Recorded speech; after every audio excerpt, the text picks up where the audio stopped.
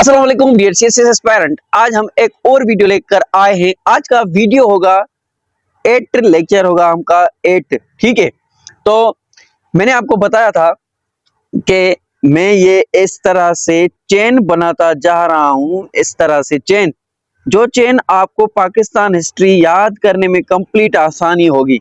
Chain बनती है ना ऐसे जंजीर, इस तरह से कनेक्ट करता जा रहा हूं टॉपिक्स को। ठीक है, तो ये याद रखना। ठीक है, आप मुझसे और कौन सा सब्जेक्ट पढ़ना चाहते हैं कमेंट में जरूर बताएं। ठीक है, और कोई सवाल है वो भी आप कमेंट में कर सकते हैं।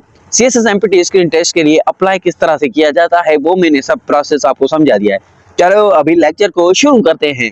देखो, टाइमलाइन को याद रखना बहुत जरूरी है किसी भी टेस्ट के लिए।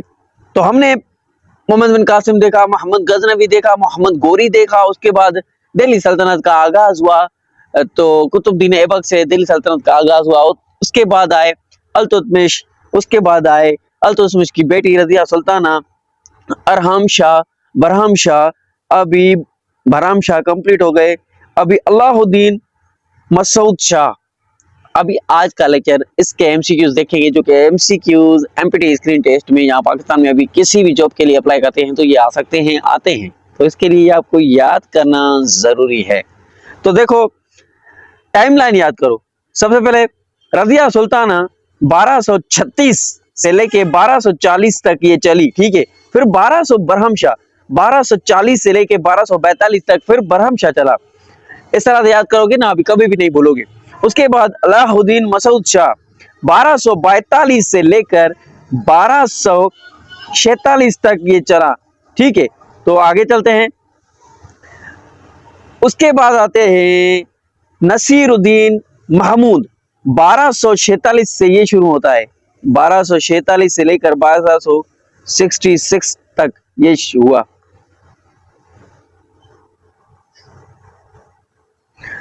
ठीक है, उसके बाद आता है अलाउद्दीन मसूद शाह 1242 से लेके 1246 तक। ठीक है, तो अभी हम इसको पढ़ेंगे। देखो, यहां पर मैंने आपको समझाने के लिए थोड़ी डिटेल लिखी है, उर्दू में लिखी है। ये भी अल्तुतमिश का पोता था। कौन? मसूद शाह। ये तुर्किश नोबेल मैंने पहले लेक्चर में समझाया था। चलगान, चलगान, चहल, चहल का मतलब है 40, गानी का मतलब है गुरु। ठीक है, ये मैंने आपको बताया था। इन्हीं ने उसे सुल्तान बनाया था। तुर्किश नोबेल और चहलगानी ग्रुप ने इसको सुल्तान बनाया था, क्योंकि वो एक पपेट था। पपेट का मतलब होता है सिर्फ बादशाह सीट पर बैठा है, बाकी उसको पीछे से चला कोई और रहा है। वो उसके, ऐसा समझो उसके हाथ में कुछ है ही नहीं, बस सिर्फ सीट पर बैठा है। उसको पपेट कहा जाता है, पपेट राजा।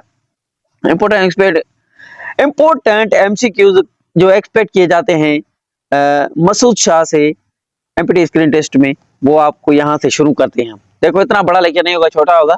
कमेंट में आप जो सब्जेक्ट पढ़ना चाहते हैं उसके लिए जरूर करें। जनरल एबिलिटी आपको नहीं आती होगी, मैथ से डिफिकल्ट है, तो वो जल्दी सॉल्व करने की ट्रिक्स और बड़े बड़े साइंस टेस्ट की मेथड की से हम सॉल्व करना सीखेंगे। कमेंट करेंगे तो वो भी लेक्चर में डेली एक दूंगा। Who succeeded Bahram Shah as the sultan of Delhi. अब दिल्ली सल्तनत शुरू हो गई है, और दिल्ली सल्तनत में जो जो सुल्तान आते गए हिस्ट्री में, वो सारे हम कंप्लीट करते जाएंगे। एक एक और लेक्चर जारी है लगातार। डेली 5 बजे एक वीडियो अपलोड होता है इस चैनल पर, डेली होता है। तो यहाँ पर लिखा हुआ है बरहम शाह हमने कल पढ़ा। उसके बाद दिल्ली सल्तनत का सुल्तान कौन बना? उसके बाद बना Alauddin Masud Shah. Number 1 MCQs. Number 2 से एमसीक्यूज आता है, what was the period of Alauddin Masud Shah. इसका पीरियड था 1242 से लेके 1246 तक इसका पीरियड चला। मतलब कि इसकी हुकूमत इतनी चली थोड़ी चली, बहुत। उसके बाद तीसरे नंबर पर एमसीक्यूज आता है, Alauddin Masud Shah was the dash of Iltutmish. ये इसके ग्रैंड सन थे, मैंने आपको पहले ही बताया।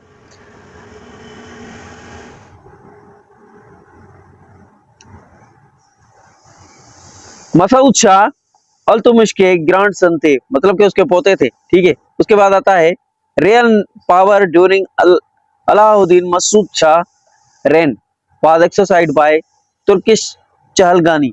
ये तुर्किश चहलगानी पहले वाले लेक्चर में मैंने इसके बारे में डिटेल में सही तरीके से समझाया है। तो असली हुकूमत रियल पावर इनके पास था, ये सिर्फ पपेट था, पपेट आपको मैंने समझाया। उसके बाद आता है 5वें नंबर पर एमसीक्यू आता है, Alauddin Masud Shah is remembered as a history puppet ruler. देखो मैंने कहा नहीं, पपेट रूलर था, नाम का हुक्मरान था, बाकी काम दूसरे पीछे से कर रहे थे।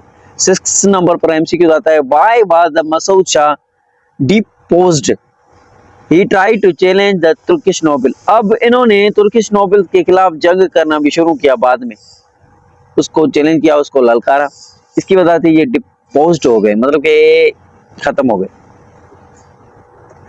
7वें नंबर पर एमसीक्यू आता है, 7वें नंबर पर एमसीक्यू आता है, who succeeded Alauddin Masud Shah as the next sultan of Delhi. तो ये था नसीरुद्दीन महमूद, 1246 में ये खत्म हुए मसूद और ये शुरू हुए नसीरुद्दीन महमूद। 1246 से शुरू हुए, 1266 तक इसकी हुकूमत चली। तो आज का लेक्चर ये था।